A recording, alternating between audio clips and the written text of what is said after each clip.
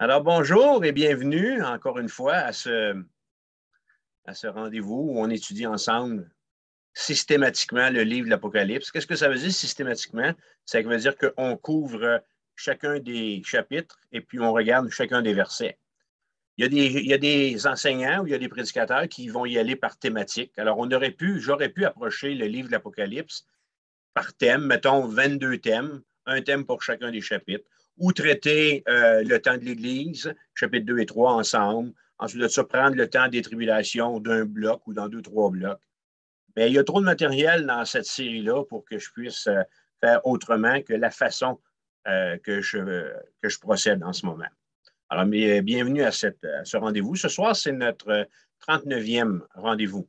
Et on est en train de regarder, on est dans la section des tribulations qui couvre Apocalypse chapitre 6 à aller jusqu'à 18, verset 24. Je dirais ceci pour commencer, c'est que la presse télévisée puis la presse papier, de même que Hollywood, ont fait état en 2012, vous allez vous souvenir, des pires catastrophes ou des pires scénarios catastrophes de fin du monde. Et là, on a eu droit, Hollywood nous a présenté des films plus excentriques les uns que les autres concernant la fin du monde. Et on dirait qu'il y a une recrudescence. Il y a tout le temps des films terribles, là, environnementalistes, qui nous montrent la fin des temps. Et, mais je me pose la question, est-ce que Hollywood a raison? Est-ce que c'est Hollywood qui va avoir le dernier mot? Est-ce que, en tant que croyant et non-croyant, est-ce que tant de croyants et de non-croyants peuvent s'être trompés au sujet de décembre 2012? Rappelez-vous, en décembre 2012, avec là, la fin des Mayas et toutes ces choses-là, le film Catastrophe qui est sorti 2012, on annonçait la fin du monde, on annonçait des scénarios catastrophes. Et le 1er janvier 2013, on était obligé de conclure que, il y en a encore une grosse gang qui s'était trompée et les scénarios catastrophes annoncés n'ont pas eu lieu. La fin du monde hollywoodienne ne s'est pas produite. Alors, je vous rappelle une vérité très importante. Quand ce sera le temps de Dieu, c'est l'enlèvement de l'Église qui va être le premier signe que tous les fléaux de l'Apocalypse sont enfin là. Ça vous va? Alors, ce qui va marquer là, le début de la fin des temps, c'est l'enlèvement de l'Église. Et quand ce jour-là va être arrivé, Hollywood va pouvoir encore faire des films, si elle a le courage, et les prêcheurs ou ceux qui ont cette manie maladive, je dirais, d'annoncer la fin du monde, ils continueront de prêcher la fin du monde. Parce que quand ça va arriver, quand l'Église va être enlevée, quand Jésus va venir chercher son Église, le calendrier de Dieu à ce moment-là va être connu. Alors, si l'enlèvement de l'Église avait lieu aujourd'hui, on serait quand même toujours à 7 années de la fin de toute chose. Parce que la fin des tribulations, avec le retour de Jésus-Christ, va marquer la bataille d'Armageddon et suivi ensuite de ça du règne de Milan. Alors, la Bible nous donne cette précision dans notre étude d'aujourd'hui. Alors, la semaine dernière, on a regardé ensemble la première partie du jugement des 7 coupes. Nous sommes arrivés dans notre étude à Apocalypse chapitre 16 et on va lire aujourd'hui des versets 10 à 21. C'est la deuxième partie, puis c'est la dernière concernant le jugement des 7 coupes. Apocalypse 16, verset 10, le cinquième. Alors, il y a les questions d'anges. Alors, il y en a eu un premier, un deuxième, un troisième et un quatrième. Donc, la semaine dernière, on a vu les 4 jugements, les quatre premiers jugements des coupes. Maintenant, aujourd'hui, le cinquième. Alors, le cinquième ange versa sa coupe sur le trône de la bête. Et son royaume fut couvert de ténèbres. Et les hommes se mordaient la langue de douleur et ils blasphémèrent le Dieu du ciel à cause de leur douleur et de leurs ulcères, et ils ne se repentirent pas de leurs œuvres. Le sixième versa sa coupe sur le grand fleuve, l'Euphrate, et son eau tarit, afin que le chemin des rois venant de l'Orient fût préparé. Et je vis sortir de la bouche du dragon et de la bouche de la bête et de la bouche du faux prophète 3 esprits impurs, semblables à des grenouilles, car ce sont des esprits de démons qui font des prodiges et qui vont vers les rois de toute la terre, afin de les rassembler pour le combat du grand jour du Dieu Tout-Puissant. Voici, je viens comme un voleur, pardon. Heureux celui qui veille et qui garde ses vêtements, afin qu'il ne marche pas nu et qu'on ne voit pas sa honte. Ils les rassemblèrent dans le lieu appelé en hébreu Armageddon. Le 7e versa sa coupe dans l'air et il sortit du temple, du trône, une voix forte qui disait, c'en est fait. Et il y eut des éclairs, des voix, des tonnerres et un grand tremblement de terre, tel qu'il n'y en avait jamais eu depuis que l'homme est sur la terre, un aussi grand tremblement. Et, verset 19, la grande ville fut divisée en 3 parties. Et les villes des nations tombèrent, et Dieu se souvint de Babylone la Grande pour lui donner la coupe du vin de son ardente colère. Et toutes les îles s'enfuirent, et les montagnes ne furent pas retrouvées. Et une grosse grêle, dont les grêlons pesaient 1 talent, tomba du ciel sur les hommes, et les hommes blasphémèrent Dieu à cause du fléau de la grêle, parce que ce fléau était très grand. Alors, voyez-vous, on est encore ici dans un jugement qui va toucher l'environnement, qui va toucher la création. En introduction, ce que je peux dire, c'est que dans la première partie du chapitre qu'on a vu la semaine dernière, versets 1 à 9, on a été témoin que Dieu juge très sévèrement l'humanité en touchant dans son corps, en la touchant dans son corps, et qu'il juge la matière, c'est-à-dire sa création. Alors, la première des 7 coupes qu'on a vues dans la première partie du chapitre sera un jugement qui va être déversé sur la chair des hommes. Alors, Dieu touche la création et aussi la créature. Alors, ce jugement-là déversé sur la chair des hommes sera un cancer nouveau. À quoi ça va ressembler? On en a vu quelques détails, mais c'est inconnu. C'est une maladie qui n'existe probablement pas encore aujourd'hui, étant donné la rapidité avec laquelle elle va accomplir son jugement. Alors, probablement qu'il va s'agir d'un cancer nouveau, incurable et atrocement souffrant pour ceux qui vont en être les victimes. La deuxième et la troisième coupe, chacune à leur tour, avons-nous vu, vont changer les mers, je veux dire les étendues d'eau, les océans, et l'eau douce de la terre entière en sang. Alors que le 4e ange déversera sa coupe sur le soleil, qui va brûler la chair, qui est déjà cancéreuse des hommes, après que la terre aura perdu dans un geste volontaire de Dieu sa protection contre les radiations du soleil. En fin de semaine, je crois, dans l'actualité de Radio-Canada, en plein, comment ça s'appelle Radio-Canada? Téléjournal, voilà. En plein téléjournal, à la toute fin, il y a eu un reportage sur l'environnement, sur le réchauffement de la planète. Et le météorologue qui était là, ou l'environnementaliste qui était là, expliquait que les calottes glaciaires, les 2 pôles, l'Antarctique en bas, au sud, en bas de l'Afrique, et l'Arctique, je peux dire. Non, l'Antarctique. L'Antarctique qui est en bas, puis l'Arctique qui est en haut de nous autres. OK? Alors, il expliquait dans son reportage que les pôles se réchauffent, et j'étais content de voir que ce scientifique-là, écoutez, savez-vous quoi? Il corroborait ce qu'on a étudié au jugement de la 4e coupe. Alors, ce qu'on a vu ensemble la dernière fois était pile en ligne avec ce que ce scientifique-là a présenté cette semaine à Radio-Canada.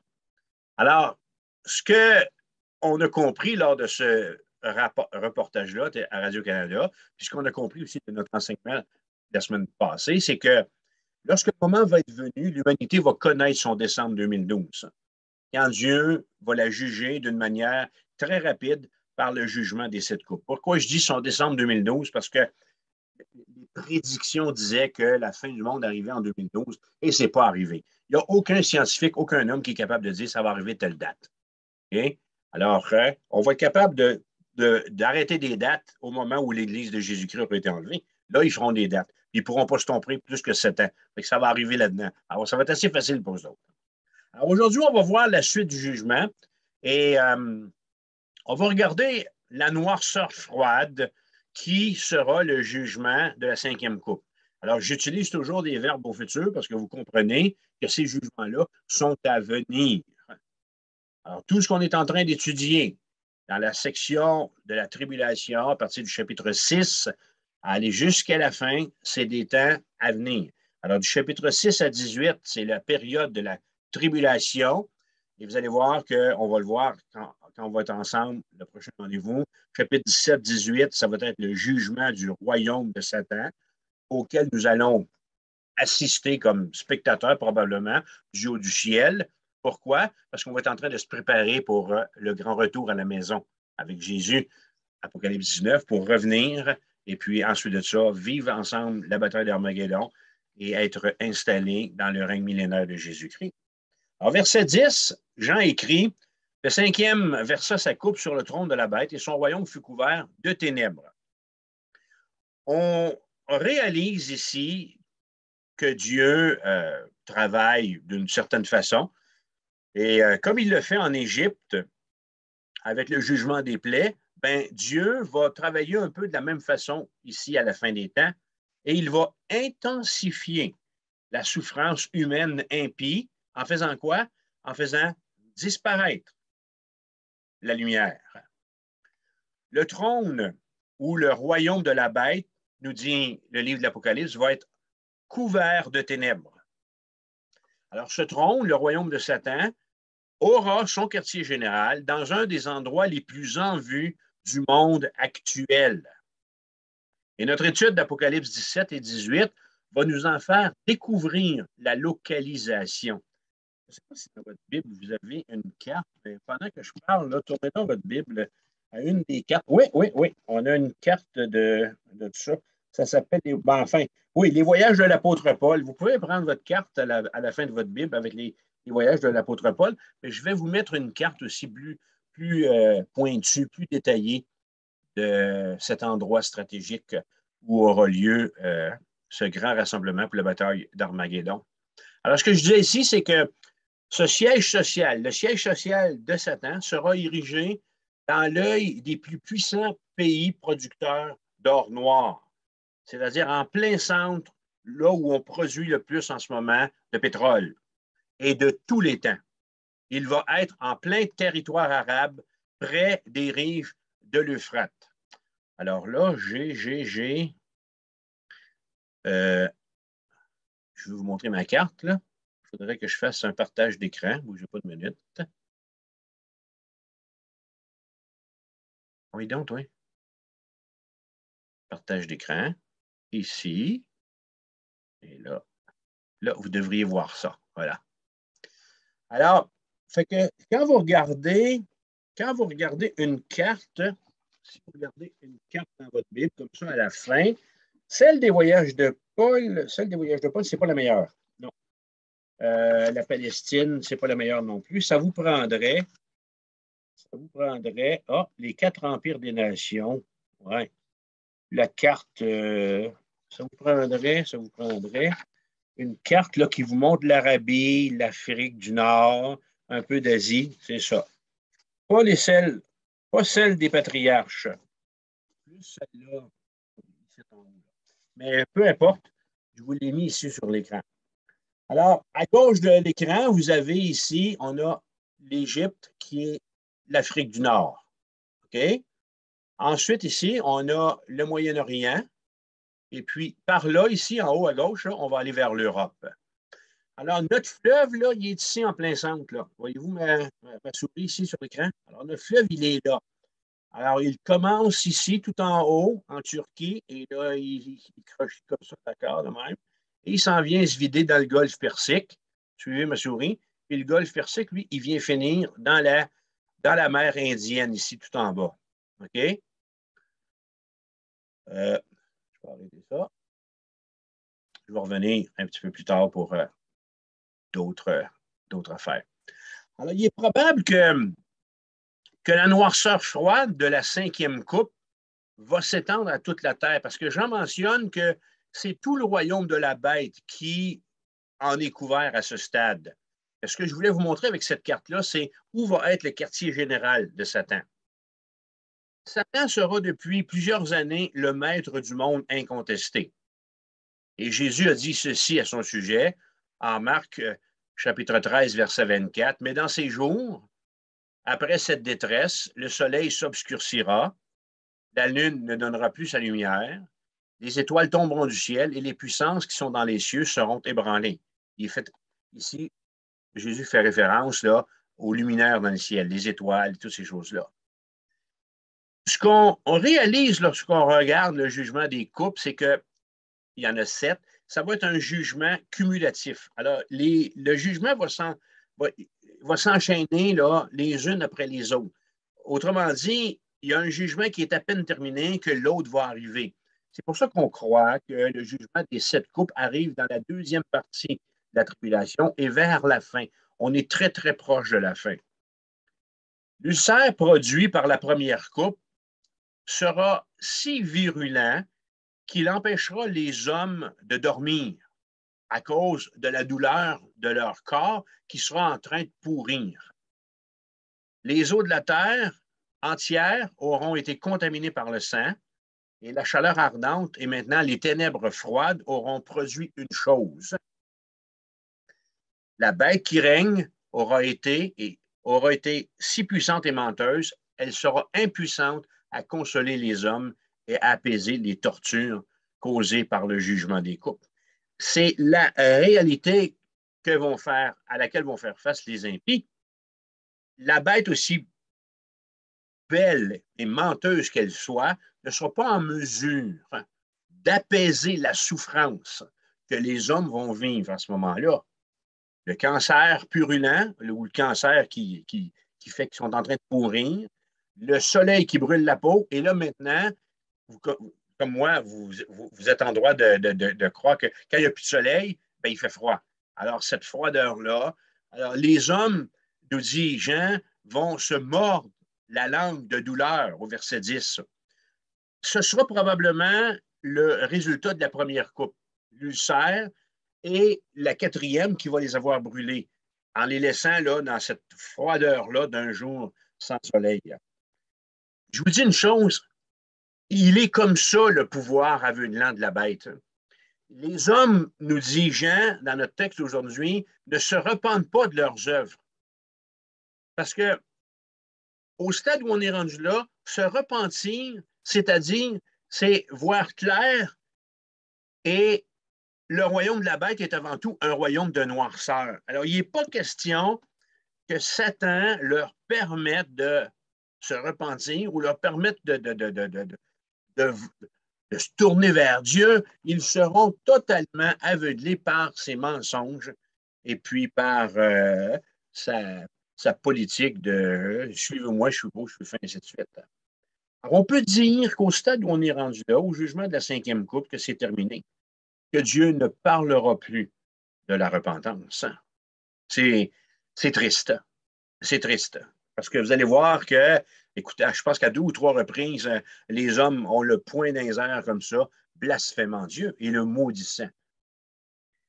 Notre sixième coupe, versets 12 à 16, est une coupe qui va nous donner de comprendre ce soir qu'on est en train de préparer une guerre. Verset 12, le sixième versa sa coupe sur le grand fleuve, l'Euphrate. Et l'eau en tarit. Tarir, ça veut dire que la rivière s'est asséchée. Un puits qui est tari, c'est un puits qui n'a plus d'eau. Un fossé qui est tari, c'est un fossé qui n'a plus d'eau. Et l'eau en tarit pour préparer la voie aux rois qui viennent de l'Orient. Le texte est assez clair. Le texte, ce n'est pas des suggestions, des propositions ou des allégories. On est devant une menace de guerre. On est devant une mise en place sur l'échiquier de la bataille d'Armageddon incroyable. L'Euphrate, je vous l'ai montré dans la première carte, je vais retourner à une deuxième ici. C'est un fleuve qui a une importance historique.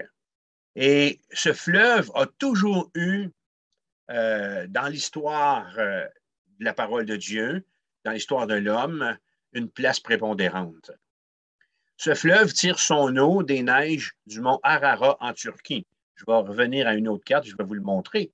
et il s'étend sur une distance de 2600 kilomètres. Et c'est près de ce fleuve-là qui était le Jardin d'Éden. Et avec le Tigre, il est un des éléments vitaux à la vie du croissant fertile. Alors, je vais aller vous chercher à nouveau. Écran partagé. Ah oui, François, pèse ici. Hop, excusez, Francine. Voyons. Et voilà. Alors, voyez-vous, on a une carte ici, on est un petit peu plus pointu sur la carte. OK? Alors, on a toujours ici à gauche l'Égypte, en Afrique du Nord. On a l'Arabie. Et là, vous le voyez, notre fleuve ici, en plein centre de la carte, en l'Euphrate. OK? Désolé pour ceux qui sont au téléphone. Je suis en train de montrer sur une carte la longueur et l'importance du fleuve de l'Euphrate qui traverse, je pense, 4 pays. Alors ici, on a le mont Arara en Turquie, là où seraient en ce moment les vestiges de l'Arche de Noé. Et le fleuve prend son départ ici, tout long, hein, puis il descend comme ça, vous suivez ma carte, okay, Babylone, Chaldée, s'en est jusque dans le golfe Persique. Alors, on a 4 fleuves qui sont importants dans le croissant fertile. Le terme croissant fertile, je l'ai mis à l'écran pour que vous puissiez le voir. C'est le nom qui est donné à une région qui est située dans le Moyen-Orient. C'est cette région-là ici que je vous ai mis sur la carte. Et cette région-là, elle englobait à l'époque la Mésopotamie, qui est l'Irak actuel. L'Irak qui est plus en haut ici. Ça incluait l'Égypte en bas à gauche, la Phénicie, le Liban qui va être plus vers la droite, je crois, la Syrie, qui est la région du nord, l'Irak actuel, et l'Élam, qui est partie de l'Iran actuel. L'Iran, je pense qu'il est dans ce bout-ci.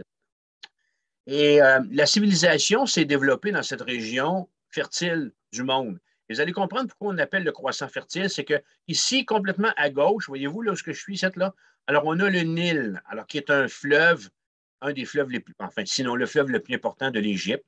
Alors on a le Nil, qui est un fleuve important. Ensuite de ça, ici, voyez-vous, on a Jérusalem, et tout en bas, là, ici, là, on a le fleuve du Jourdain. Mais lui, il est moins évident, mais il est très important dans la Palestine, puis dans la vie de la Palestine encore aujourd'hui. Notre troisième fleuve, c'est celui du centre, l'Euphrate, le plus long, et le Tigre, complètement à droite ici. Je vais retourner à mes notes. Alors, pendant des millénaires, l'Euphrate, ce qu'il a fait, c'est que c'était un peu comme une douane. Okay? C'était la colle, finalement, là, au sud de Montréal.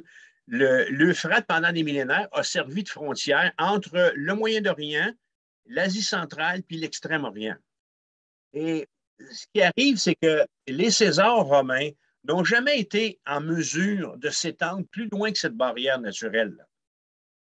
Parce que c'est un fleuve important et puis les armées ennemies de Rome, les empêchaient de progresser plus à fond dans cette conquête. Alors qu'on lit aujourd'hui que Jean écrit que l'Euphrate va se tarir, c'est-à-dire qu'il va s'assécher, sera le résultat du jugement de la 6e coupe.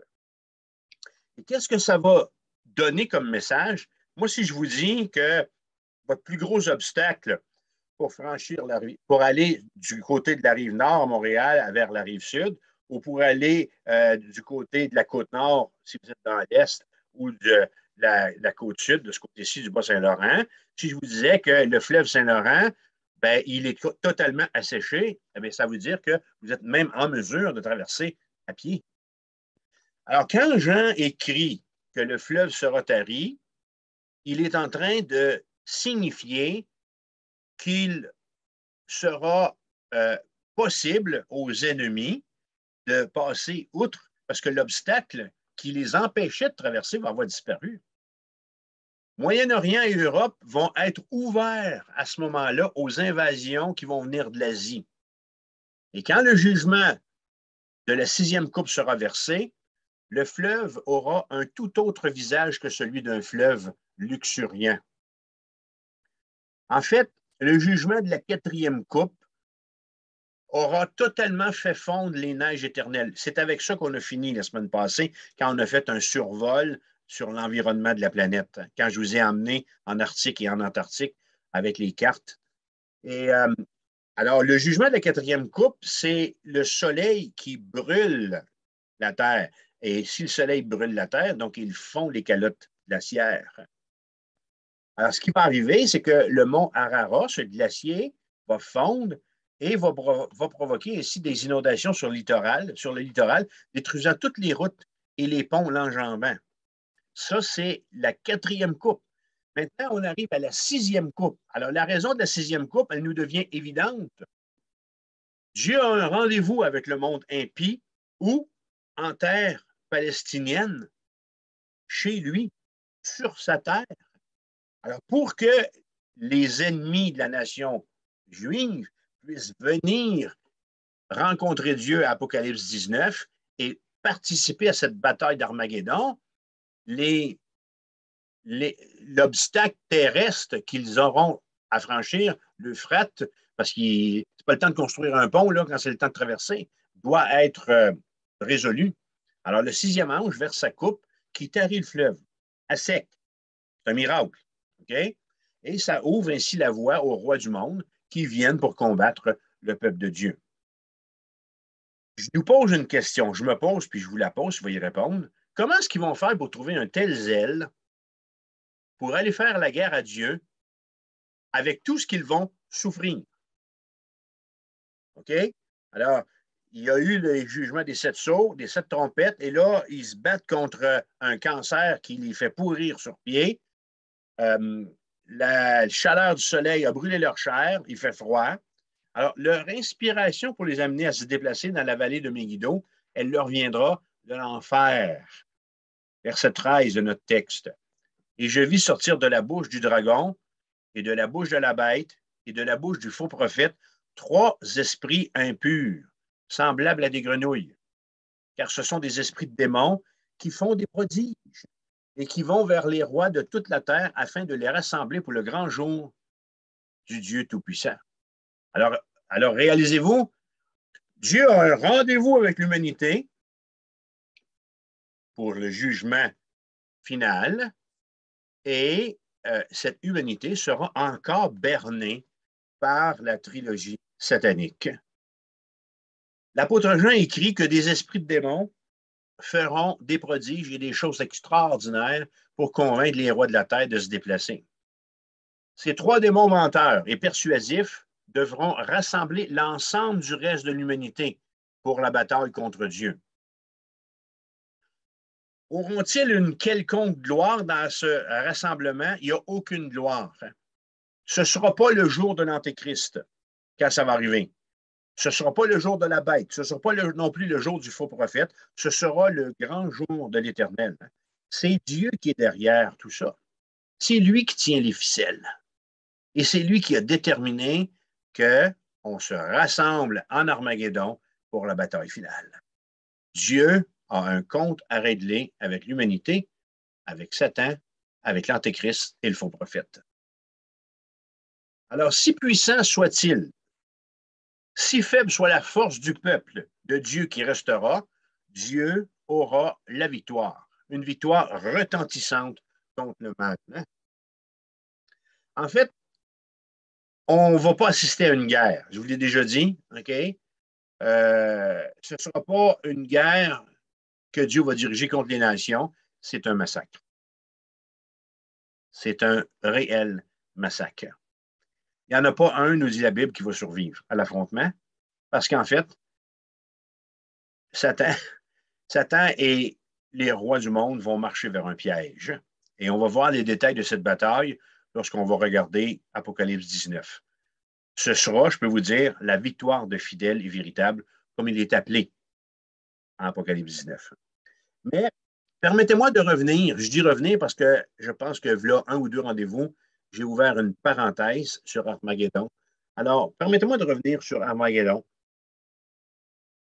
et de rajouter un petit peu d'éléments. Verset 16, ils les rassemblèrent dans le lieu appelé en hébreu Armageddon. Jean, en nous parlant d'Armageddon, place les croyants du monde devant un lieu appelé à l'origine Megiddo. Et où est-ce qu'on entend parler de cet endroit-là? C'est dans le livre des Juges. Alors, en Juges chapitre 4 et en Juges chapitre 5, je vais vous lire un texte dans le chapitre 5 tantôt. Alors, en Juges 4 et 5, le lecteur de la Bible, il est mis en contact avec ce lieu pour la première fois. Et lorsque on rencontre ou lorsqu'on découvre Israël à cet endroit-là, Israël y est une fois de plus en détresse.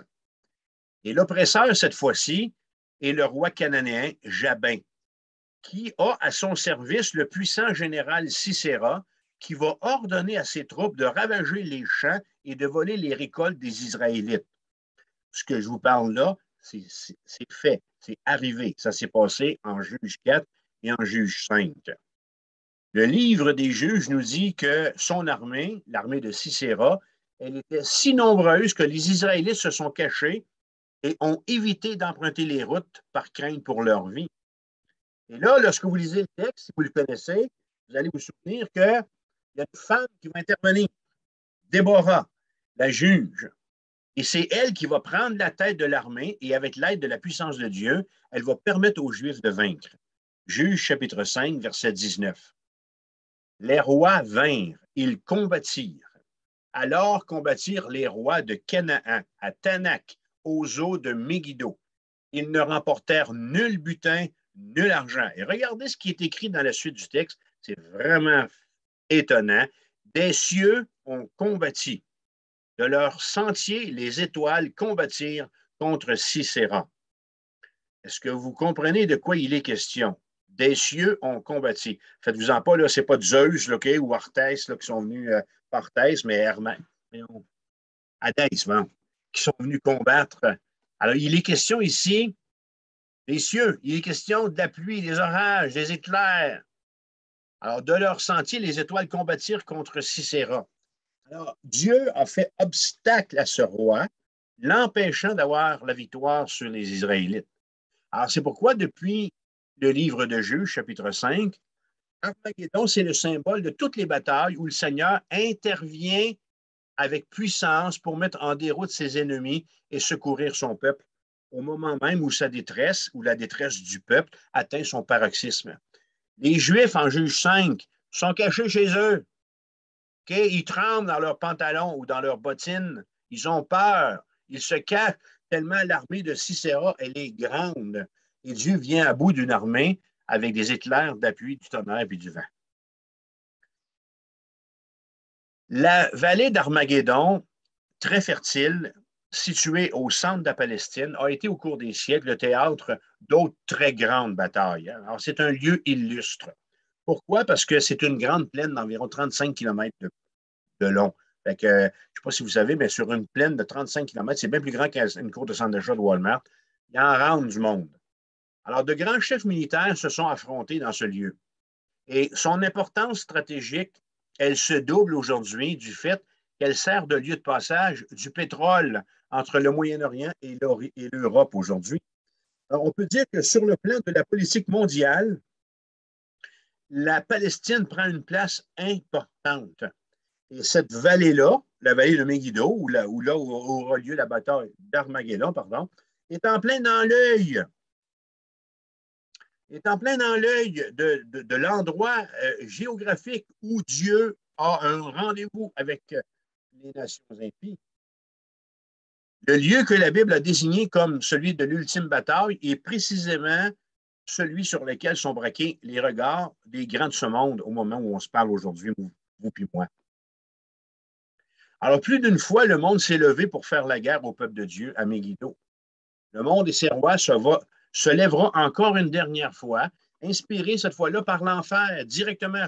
3 démons, on vient de le voir, verset 13, qui vont être là pour motiver les nations du monde pour aller affronter dans une ultime bataille Israël. Israël qui aura été qui aura été protégé. Vous allez vous en souvenir, on l'a étudié ça en Apocalypse 12.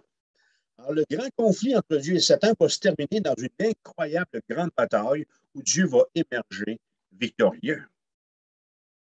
Maintenant, j'attire votre attention sur le verset 15. Alors, pourquoi est-ce que j'ai sauté par-dessus? Je l'ai omis volontairement. Alors, je vais nous poser une question arrivée ici.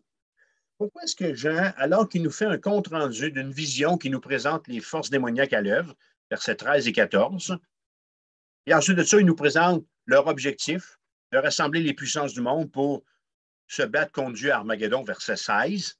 Alors pourquoi est-ce qu'au verset 16, au verset 15, pardon, comme ça, là, OK, dans le milieu de nulle part, on a un texte semblable. C'est écrit, voici, je viens comme un voleur, heureux celui qui veille et qui garde ses vêtements afin qu'il ne marche pas nu et qu'on ne voit pas sa honte. Alors pourquoi est-ce que, Jean, tu nous mets ça entre l'œuvre démoniaque de Satan avec ses trois esprits qui vont pour convaincre les grands de ce monde de se liguer pour une bataille finale et que tu nous montres aussi les puissances du monde réunies à Armageddon dans la suite du chapitre. Pourquoi? Alors, je vais répondre et vous me connaissez, et je vous avise, ma réponse, elle est un petit peu longue. Je vais la faire, je pense, en 3 phases. Alors, voici le début de ma réponse, puis quand je vais finir de répondre, je vais dire, voici la fin de ma réponse. Verset 15. Alors, à qui est-ce que l'apôtre parle ainsi? Voici, je viens comme un voleur. Heureux celui qui veille et qui garde ses vêtements afin qu'il ne marche pas nu et qu'on ne voit pas sa honte. Est-ce que vous pensez que Jean parle aux démons? Non. C'est certain qu'il ne parle pas aux démons. Est-ce que Jean est en train de parler à l'Église? Non plus. L'Église n'est pas là. OK? Il n'est même pas appelé ainsi dans le texte. Jean parle aux croyants de la grande tribulation qui seront encore en vie à ce moment-là. Jean parle à des chrétiens qui se seront convertis à Jésus-Christ. Notez bien que ces conversions-là sont à venir. Ces gens-là vont se convertir suite à l'enlèvement de l'Église, suite au témoignage des 144 000, et ainsi de suite.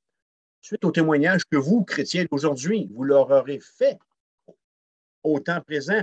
C'est flyé. Hein? Vous allez me dire, vous rendez des témoignages à des personnes aujourd'hui qui risquent de se convertir dans le futur alors qu'ils seront dans leur présent pendant la période de la tribulation. Jean parle aux martyrs de l'Antéchrist qui vont avoir mis leur foi en Christ suite au témoignage des 2 témoins, Moïse et Élie, qu'on a vu beaucoup plus tôt dans le livre, suite au témoignage des 144 000 évangélistes juifs et à l'ange dans le ciel. C'est le dernier encouragement avant la ligne d'arrivée. Alors, qu'est-ce que l'apôtre leur dit? Jean leur dit que Jésus, certes, revient tel un voleur. Ça veut dire quoi, ça? Ça veut dire subtilement et sans avertir. Hein? Il n'y a pas personne qui reçoit un téléphone. Bon, m'en venez te voler à soir, François. Ah, c'est bien, OK, je vais laisser la porte débarrée. C'est pas demain que ça marche. Mais le plus important, c'est que Jean les enjoint de ne pas lâcher leur foi. Il leur dit de ne pas abandonner leur course, en quelque sorte, pour ne pas avoir honte, pour ne pas avoir l'air fou. Et on est devant une idée qui est présentée ici dans la notion de nudité en public. Il n'y a pas personne d'entre vous, OK? La seule fois que ça nous arrive, c'est en rêve, OK? Qu'on voudrait se réveiller tout nu en public. Hein? Ce serait gênant. C'est le genre d'exhortation que Jean sert ici aux chrétiens de la tribulation de ne point rougir, de ne point avoir honte. Okay? Comment est-ce que nous autres, ce verset-là, on peut en tirer une leçon aujourd'hui? Alors, voici comment je vous propose de le faire. Je vais revenir sur la doctrine du salut. Je vais revenir sur la doctrine de la persévérance et sur la doctrine de la sanctification. Et ça, je vais le faire en 2 étapes. Alors, je vais nous faire réfléchir sur la parabole de Jésus. Vous pouvez tourner dans Marc chapitre 4. On va aller voir la parabole sommaire. Alors, on va ensemble réfléchir sur la parabole de Jésus concernant le sommaire et sur une parole de discipline de l'apôtre Paul. La parabole de Jésus, d'abord, pour répondre à la question, est-ce que le salut est éternel et ce, coûte que coûte? Là, j'espère pour vous que c'est une répétition heureuse. J'espère que pour vous, au stade où vous êtes rendu dans votre vie chrétienne, vous avez réglé ça. Que c'est réglé, que vous ne vous préoccupez plus encore aujourd'hui à savoir si vous êtes sauvé ou non, si votre salut est éternel ou non. Alors, un salut éternel coûte que coûte. Qu'en est-il des chrétiens? Alors, je vous pose la question. Qu'en est-il des chrétiens qui ont fait profession de foi en Christ et qui sont tombés par la suite? Ah, ça, c'est une bonne question. Je l'aime parce qu'elle n'est pas compliquée pantoute. Elle est vraiment facile à répondre. Alors, on va d'abord voir le texte de la parabole du sommeur. Alors, je vous ai demandé de tourner dans Marc chapitre 4, verset 3. Le sommeur. Alors, le sommeur dans l'histoire, ici, c'est notre cultivateur qui sort, là, voyons là, OK, et qui lance ses semences dans les airs comme ça, afin qu'elles tombent dans le sol pour pouvoir produire. Alors, le semeur, le cultivateur, sorti pour semer. Comme il semait, une partie de quoi? Bien, une partie de la semence. Parce que là, il se promène dans le champ comme ça, puis il lance, OK? Alors, le vent amène ses semences à s'éloigner, puis à tomber, comme on le voit, le long du chemin. Les oiseaux vinrent et la mangèrent. Ils mangent la semence. Prenons pour acquis que c'est du blé, mettons. Une autre partie tomba dans un endroit pierreux. Vous savez, là, ces clôtures de roche qu'on a des fois là, pour séparer les champs, où elle n'avait pas beaucoup de terre. Elle leva aussitôt parce qu'elle ne trouva pas une terre profonde, mais quand le soleil se leva, elle fut brûlée et sécha faute de racines. Une autre partie tomba parmi les épines. Ah, les fameux pic-pic, ou les choux gras, ou les mauvaises herbes, ou les pissenlits, peu importe. Les épines montèrent et l'étouffèrent, et elle ne donna point de fruits, parce que les épines ont grandi plus vite qu'elle. Finalement, verset 8, une autre partie tomba dans la bonne terre, et elle donna du fruit qui montait et croissait. Un grain en rapporta 30, un autre 60 et un autre 100. Alors, la semence, dit la Bible, tombe dans 4 sols distincts, toutes susceptibles de la faire croître. Alors, chacun des terrains aurait pu, d'une certaine façon, faire croître cette semence. 3 des terrains furent propices à ce que la semence prenne racine. Le texte nous le décrit. Alors, le premier sol, sans terre, vit la semence volée par les oiseaux avant qu'il ne se passe quoi que ce soit. Parce que peut-être que même sur le bord de la route, elle aurait pu prendre racine. Alors, c'est tout. On ne parle plus de cette semence-là. Elle est perdue, somme toute, parce que les oiseaux l'ont mangée, ils sont partis avec. Ils sont partis à digérer ailleurs. Le deuxième et le troisième sol vont, dans l'histoire de Jésus, permettre à la plante de se manifester. Mais on réalise une chose, c'est que jamais cette semence ne devint mature et la plante meurt ou la plante mourut. Il y avait dans le deuxième terrain puis dans le troisième terrain un vice avec l'environnement. Jamais ces sols n'ont donné le produit attendu d'eux. Et finalement, le quatrième sol, c'est le terrain propice à l'épanouissement. Tout y est. Le fruit est abondant. Alors, Jésus continue, c'est pour ça que je vous invite à tourner dans Marc 4, on reste là. Alors, Jésus continue dans la suite du texte et va expliquer ce qu'il a en tête avec cette allégorie du monde agricole et il va la transposer à la vie de la foi. Alors, il donne l'explication au verset 14. Le semeur, c'est vous, c'est moi, c'est l'évangéliste.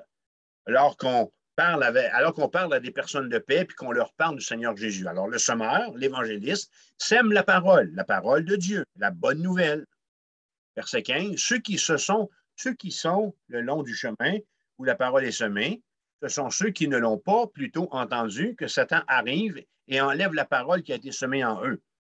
Vous parlez du Seigneur avec quelqu'un, puis vous revenez chez vous, vous parlez avec votre conjoint ou quelqu'un à l'église, et ainsi de suite. Vous êtes fou comme un balai, vous êtes content. Vous avez parlé du Seigneur à quelqu'un, puis il y a eu une certaine réception. Puis le lendemain, vous vous rendez bien compte que faites pas, oui, OK? Alors, ce que vous avez donné, c'est parti. Et puis le diable est venu, puis il a fait son travail. Verset 16, de même, ceux qui ont reçu la semence dans les endroits pierreux, ce sont ceux qui entendent la parole et la reçoivent aussitôt avec joie, mais ils n'ont point de racine en eux-mêmes. Ce sont les hommes d'un moment, et dès que survient la tribulation ou la persécution à cause de la parole, ils y trouvent une occasion de chute. Ces gens-là, ici, reçoivent nos encouragements, reçoivent notre évangélisation, viennent à l'Église peut-être, mais la minute qu'il y a des soucis, la minute qu'il y a une difficulté, ils disparaissent totalement. Troisième terrain, verset 18, d'autres ont reçu la semence parmi les épines. Ce sont ceux qui entendent la parole, mais en qui les soucis du monde, la séduction des richesses et l'évasion des autres convoitises étouffent la parole et la rendent infructueuse. Les bébelles du monde, hein? Les fausses doctrines, les mensonges que la société est capable. Alors ça vient ravir ici la semence qui a été déposée dans le troisième. Et finalement, le quatrième terrain, verset 20, d'autres ont reçu la semence dans la bonne terre. Ce sont vous et moi qui êtes présents ce soir et qui avez donné vos vies à Jésus. Ce sont ceux qui entendent la parole, qui l'acceptent et porte du fruit. Un grain en donne 30, un autre 60 et un autre 100. Alors, je veux qu'on remarque ceci, c'est que la parole a été semée dans 4 cœurs. 4 cœurs, nous dit Jésus, qui étaient tous susceptibles de croire en cette parole, de la recevoir, d'avoir foi, d'avoir confiance. 3 de ces cœurs ont été propices à ce que la foi y prenne racine. Hein? Je ne sais pas si quand vous jouez à cachette, hein, tu brûles, c'est froid, tu brûles, et ainsi de suite. T'sais. Alors, il y a eu un petit semblant de réchauffement, mais le texte nous le décrit bien. Le premier sol ou le premier cœur ne se rend même pas compte qu'il a été exposé à la parole de Dieu. Et on a comme l'impression dans le texte que ce cœur-là, était beaucoup trop près de Satan. Alors, c'est terminé. On ne parle plus de lui. Ce cœur-là est perdu, un point, c'est tout. On n'est pas devant un terrain, on n'est pas devant un cœur qui n'a jamais compris ou qui a compris l'évangile de Jésus-Christ, la bonne nouvelle. C'est réglé pour le premier terrain. Le deuxième et le troisième terrain, ou le deuxième et le troisième cœur, ont permis à la parole de se manifester. Un point, c'est tout. OK? Moi, je crois à ça, ton affaire. Comprenez-vous? Je vais y aller à ton église. C'est bien bon, ton affaire. C'est bien bon. C'est bien bon pour toi. OK? Il n'y a pas eu de vrai début de nouvelle naissance. Il n'y a pas eu de réel engagement. Moi, là, ces gens-là, je les appelle les amis de l'Église. Savez-vous combien il y en a dans l'Église? Comme ça. Il y en a qui chantent des cantiques. Il y en a qui prennent le repas du Seigneur. Il y en a qui sont passés par les eaux du baptême. Il y en a qui ont le langage. Il y en a qui sont capables de nous faire croire qu'ils sont sauvés, mais je pense qu'ils se font à croire à eux autres mêmes. Je suis continuellement amené à sonder les cœurs des frères et des sœurs sur lesquels je suis pasteur. Alors, je vous parle du ministère que j'exerce dans les églises locales, là où je sers, pour réaliser qu'il y a des gens avec qui je travaille qui n'ont aucune idée du salut en Jésus-Christ, de ce que c'est que le salut en Jésus-Christ. Et je vous parle de des gens qui sont dans l'Église depuis des décennies.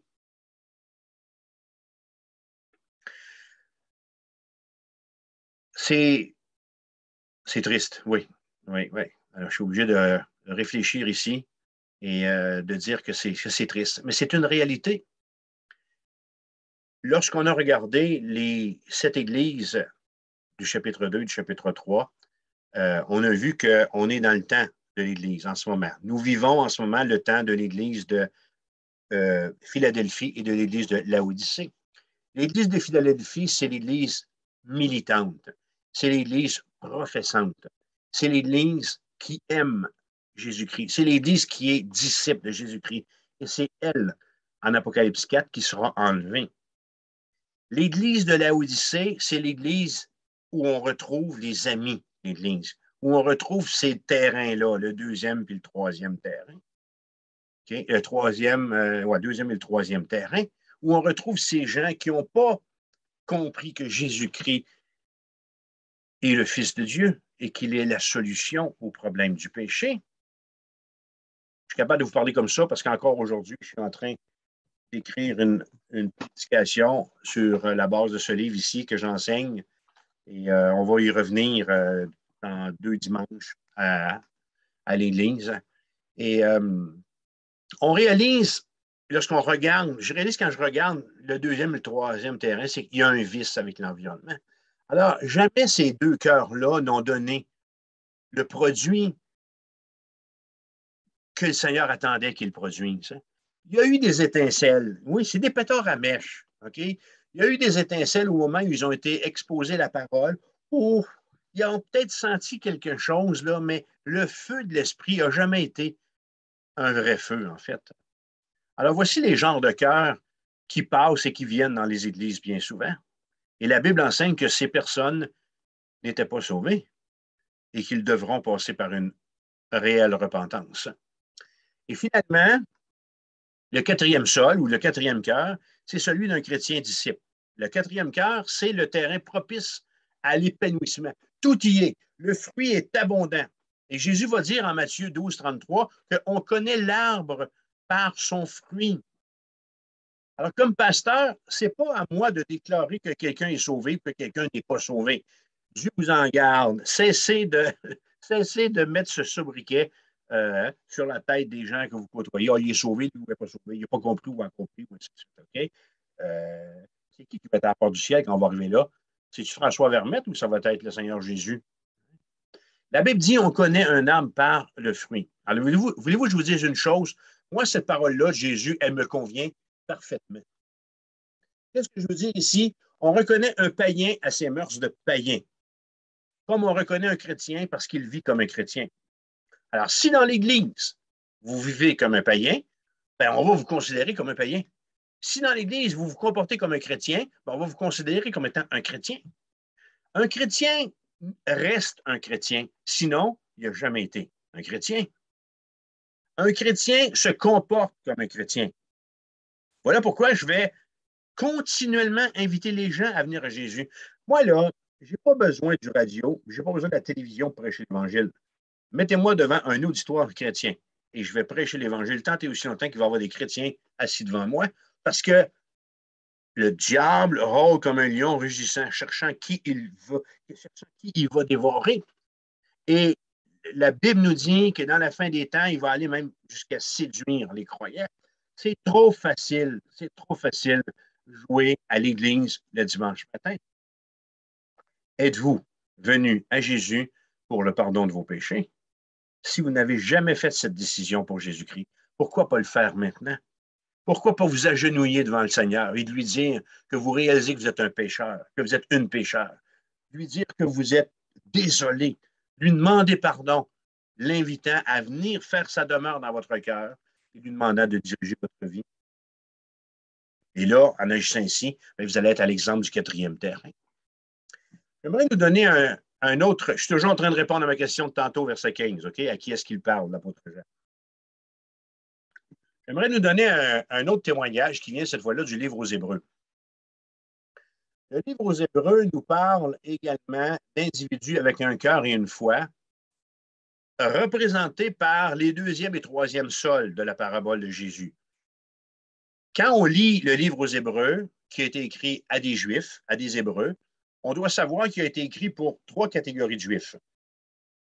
Le premier groupe, c'est les croyants de l'Église de Jérusalem, à qui la majorité des 13 chapitres est destinée. Pardon. Le deuxième groupe, à qui l'auteur écrit le livre aux Hébreux, il l'écrit pour les non-croyants, qui ont été convaincus du message de l'Évangile. Alors, je les appelle les cérébraux.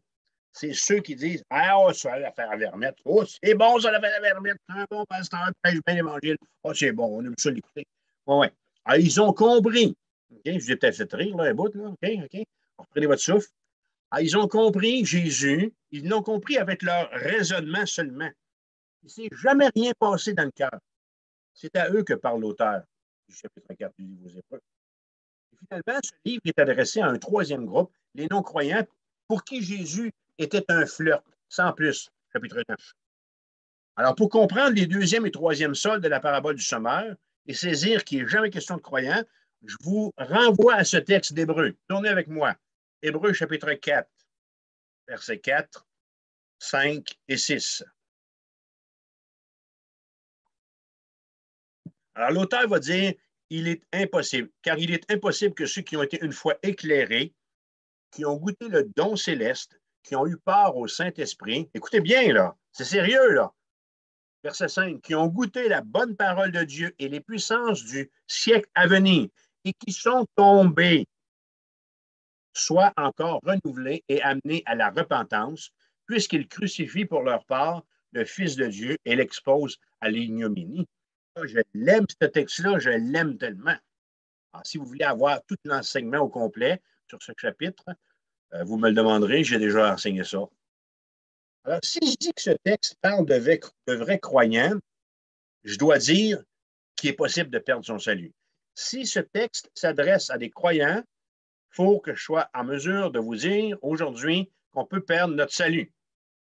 Affirmation avec laquelle je ne serai jamais d'accord. Je ne serai jamais d'accord pour dire qu'un croyant peut perdre son salut.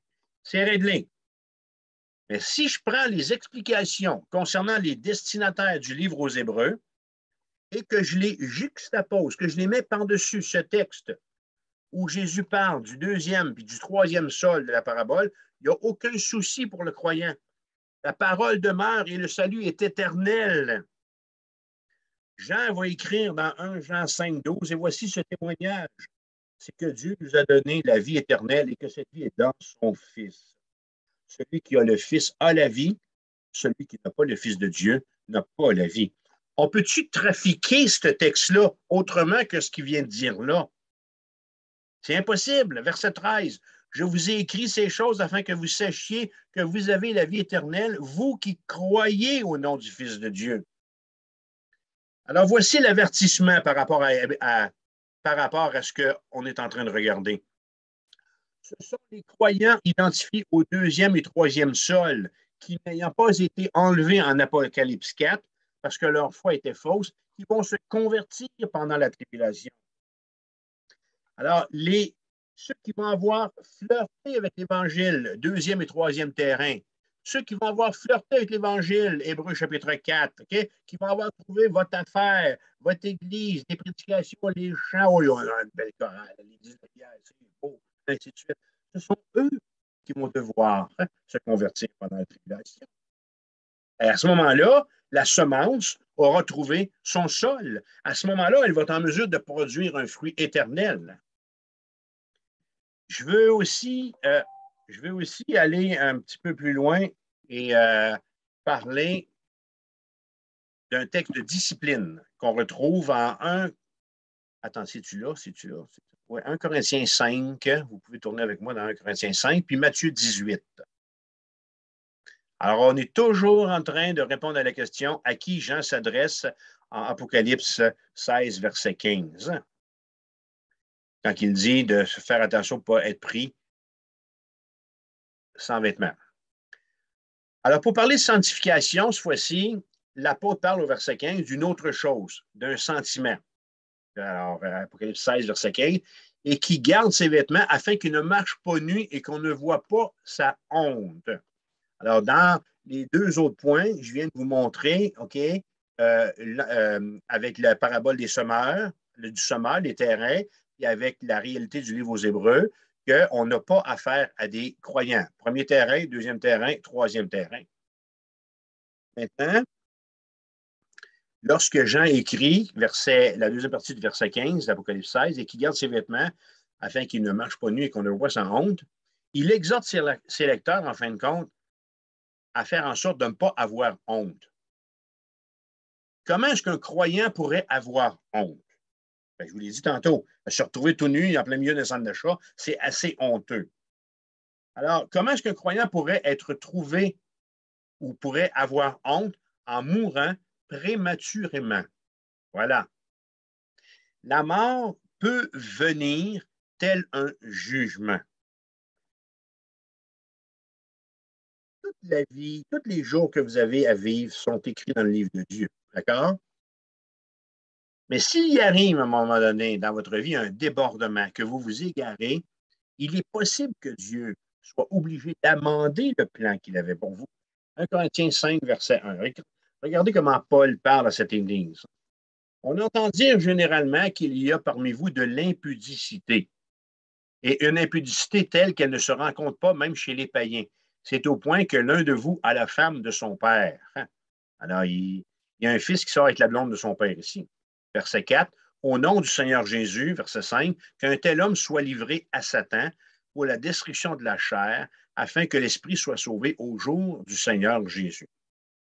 Qui est capable de prononcer une telle parole? Alors, Paul parle ainsi. Est-ce que j'ai autorité, moi, comme croyant, de parler comme ça? Qui peut dire cela et quand? Cette tâche-là, elle ne revient pas à un homme. Elle revient à un groupe. Elle revient à l'Église de Jésus-Christ. Quand je sais que je risque d'avoir la responsabilité un jour de prononcer un tel jugement, je comprends que pour ce jour, je dois moi-même garder intacte ma communion avec le Seigneur.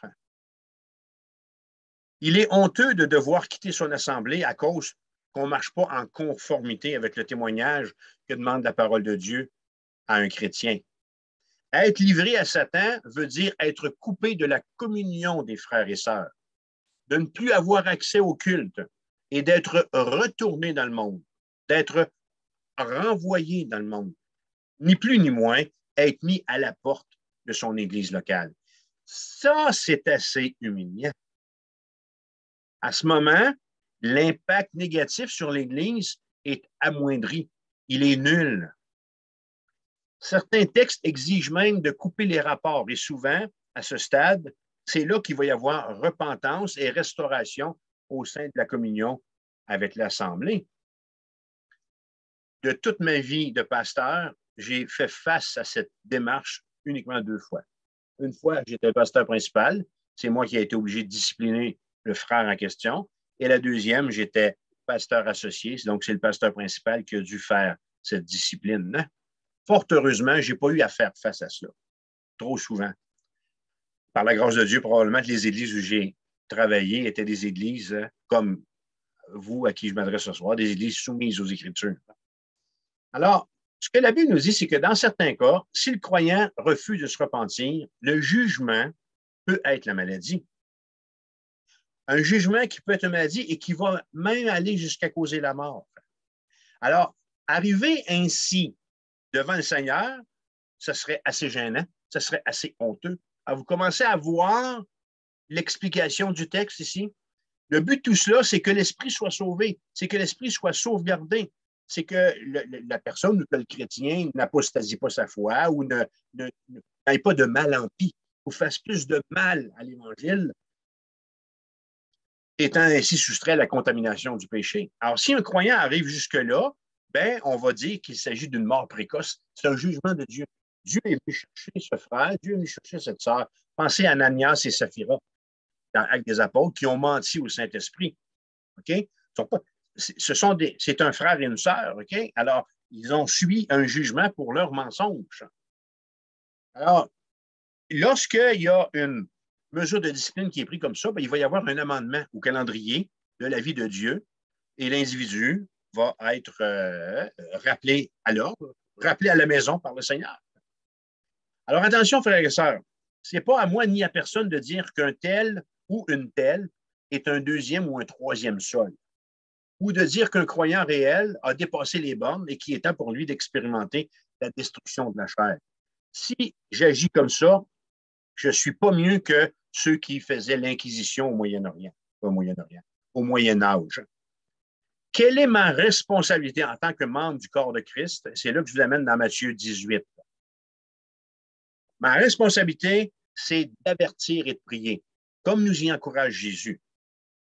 Matthieu 18, verset 15. Si ton frère a péché, va et reprends-le entre toi et lui seul.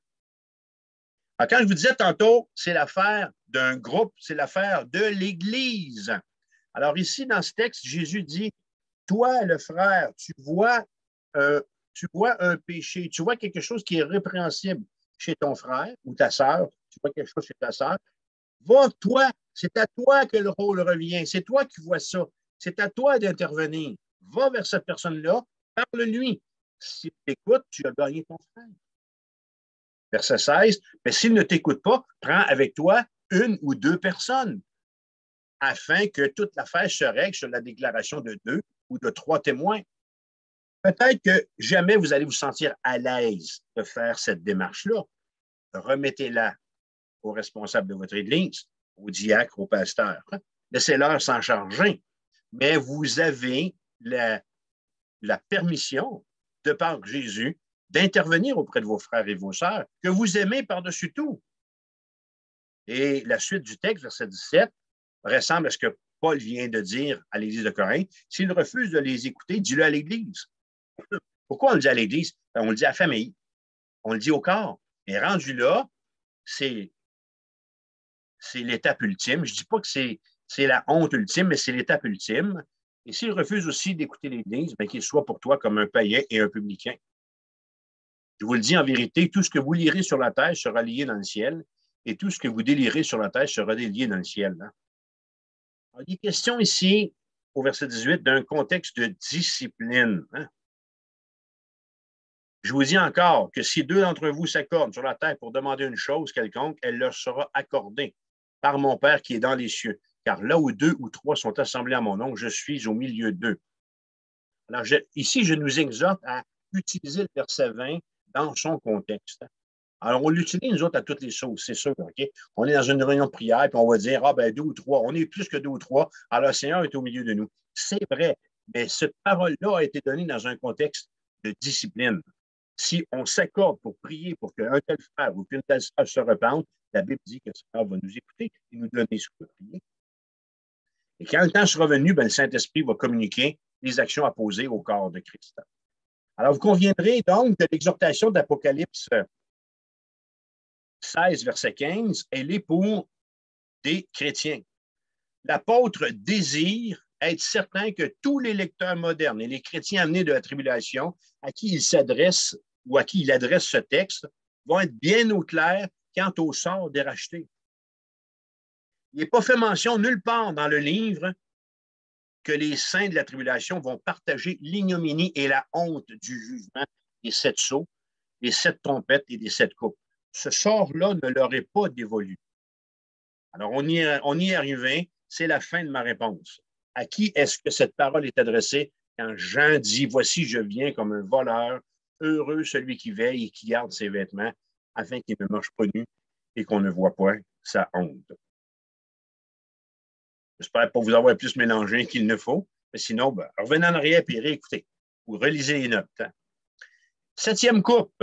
Alors, verset 17, « C'en est fait, écrit Jean. » Verset 17 à 21. « Et au moment du jugement de la 7e coupe, nous aurons probablement entendu l'archange Michel nous appeler à nous préparer pour le grand voyage de retour. Alors, nous qui serons déjà dans le ciel, dans l'éternité avec le Seigneur, alors quand ça va arriver, quand la 7e coupe, le jugement de la 7e coupe va être prononcé, on va être tout fin prêt de partir. Hein? Alors, je ne sais pas si on va attendre une cloche dire on se prépare à l'embarquement ou on se prépare à redescendre sur terre. Cet avenir, on va le vivre alors dans notre présent, dans un endroit où il n'y a plus de temps. C'est flyé ce que je viens de dire là. OK? Alors, on parle de l'avenir qu'on va vivre dans notre présent, dans un endroit où il n'y a plus de temps. Le jugement du monde et de Satan ne nous sera pas caché. On va faire partie du prochain acte. Et le prochain acte, Apocalypse 19, sera le retour de Jésus-Christ et l'établissement de son règne millénaire. À ce stade-là, on va être à quelques heures de la défaite définitive de l'ennemi de Dieu. Le 7e ange verse sa coupe dans l'air. Il n'y a rien de géographique dans le jugement de cette coupe. C'est Satan, le prince de la puissance de l'air, et le monde entier qui est sous sa juridiction, qui est visé par le jugement de la 7e coupe et qui est par le fait même atteint. Il n'y a plus rien à faire pour Satan que de subir le courroux de Dieu. Il n'aura rendu là plus d'endroits où se cacher, plus de montagnes où fuir. La topographie de la planète est atteinte, OK? Et tout ce qui est encore en vie, incluant la Trinité satanique, est rejoint. Le texte nous dit que les îles vont fuir. OK? Jean, verset 17, entend une voix sortant du temple dire « C'en est fait ». Il n'y a personne d'autre. Il n'y a personne d'autre dans le temple à part Dieu lui-même. Alors, le moment de la manifestation finale de la colère de Dieu, si longtemps contenu, il est arrivé. Le jugement dernier, il est là. Alors, on a ici, en Apocalypse 16, 17, pardon, un écho à ce que Jésus a dit de la croix sur le calvaire quand il a dit « Tout est accompli ». C'est un peu l'écho de ça qu'on a ici. Le jugement de Christ sur la croix a apporté le salut aux pécheurs repentants. Le jugement de la 7e coupe va apporter le malheur aux pécheurs impénitents. Ici, ce n'est pas le voile du temple qui se déchire, c'est le monde. Alors, Dieu tient en réserve pour cette époque des cataclysmes d'une force et d'une ampleur inouïe. Et ce qui caractérise cette dernière heure, c'est le bouleversement général. La Bible parle d'un tremblement de terre suivi d'une pluie de grêlons qui vont peser 50 kilos et qui va déplacer les continents. Un tremblement de terre, à l'échelle de Richter, là, l'échelle de Richter ne suffira pas à calculer l'ampleur de ce fléau, tellement il sera puissant. Un tremblement de terre qui va déplacer l'Australie, qui va déplacer les continents, qui va remodeler totalement l'aspect de la Terre. La colère de Dieu, les frères et les sœurs, ne se mesure pas à l'échelle de Richter. Elle s'accomplit. Alors, l'humanité va être devant l'ébranlement cosmique prédit par les prophètes de l'Ancien Testament et qui porte le nom de jour de l'Éternel. Alors, Jean, en disant au verset 19, et on s'en va vers la conclusion, alors qu'il dit « Dieu se souvint de Babylone la grande pour lui donner la coupe du vin de son ardente colère », ne laisse planer pour nous aujourd'hui aucun doute sur le fait que Babylone va recevoir l'opposition de Dieu à laquelle elle aura droit. Alors, au retour au chapitre 17 et 18, quand on va réouvrir le livre de l'Apocalypse, Babylone tombe. Le royaume de Satan, le gouvernement, la religion de Satan tombe. C'est de ça qu'il va être question. Depuis le début de la tribulation, Satan aura eu son quartier général à Babylone. Pendant quelques dizaines de millénaires d'années, Satan aura eu le monde et aura eu l'air comme champ d'action. Satan a libéré le ciel quand Michel l'en a chassé un peu plus tôt dans l'étude de cette série. Satan a libéré la voie quand Jésus le lui a ordonné, ayant été tenté par lui pendant les 40 jours et les 40 nuits dans le désert. Et au chapitre 17 et 18 de l'Apocalypse, finalement, Satan va libérer Babylone pour que vienne s'y dresser la ville de Dieu. Alors, je conclue là-dessus une phrase ou deux pour vous dire que la colère eschatologique et éternelle de Dieu, elle est inévitable. Personne ne peut l'empêcher, mais il existe un moyen d'y échapper. Si vous ne l'avez pas encore fait aujourd'hui, choisissez la vie. Choisissez Jésus-Christ. Il n'y a aucune condamnation, nous dit la Bible, pour ceux qui sont en Jésus-Christ. Alors que le Seigneur vous bénisse, et puis on se retrouve dans quelques semaines avec la suite de notre étude.